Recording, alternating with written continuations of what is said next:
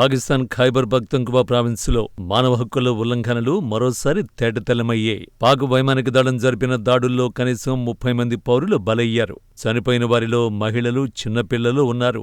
తిరాలోయలోని మాత్రేదార గ్రామంపై Pakistan fighter జెట్లు 8 LS-6 బాంబులను జారవిడవడంతో ఇళ్లన్నీ నేలమట్టమైపోయాయి. రాత్రి 2 గంటల ప్రాంతంలో చోటు చేసుకున్న ఈ దాడి తర్వాత గ్రామం శిథిలాల దిబ్బగా మారింది. శిథిలాల కింద మృతదేహాలను వెలికితీసేందుకు రెస్క్యూ బృందాలు పోరాడుతుండగా మరణాల సంఖ్య మరింత పెరిగే అవకాశం ఉందని అధికారులు హెచ్చరిస్తున్నారు. స్థానిక మీడియా తెలిపిన వివరాల ప్రకారం గాయపడిన వారి సంఖ్య ఎక్కువగానే ఉన్నా వారి పరిస్థితిపై స్పష్టత లేదు. సామాజిక మాధ్యమాల్లో వైరల్ అవుతున్న వీడియోలు పిల్లలతో సహా మృతదేహాలు చెల్లాచెదురుగా పడి ఉన్న దృశ్యాలు కన్నీరు పెట్టిస్తున్నాయి. అంతర్జాతీయ మానవ హక్కుల సంస్థ ఆమ్నెస్టీ ఇంటర్నేషనల్ ఇప్పటికే ఈ ప్రాంతంలో జరుగుతున్న డ్రోన్ వైమానిక దాడులపై తీవ్ర ఆందోళన వ్యక్తం చేసింది.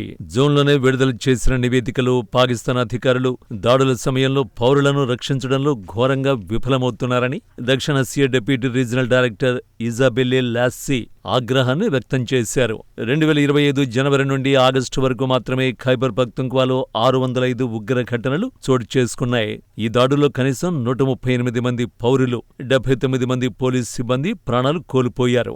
ఆగస్టు నెలలోనే 129 సంఘటనలు జరిగాయంటే పరిస్థితి ఎలా ఉందో అర్థం చేసుకోవచ్చు. ఇటీవల భారత్ నిర్వహించిన ఆపరేషన్ సింధూర్లో పాక్ ఆక్రమిత కశ్మీర్లో 9 ఉగ్రవాద స్థావరాలు ధ్వంసం కావడంతో జైషే మొహమ్మద్, హిజ్బుల్ ముజాహిద్దీన్ వంటి తీవ్రవాద సంస్థలు కొత్త స్థావరాల కోసం ఖైబర్ పఖ్తుంఖ్వా పర్వత ప్రాంతాలను ఆశ్రయిస్తున్నాయి.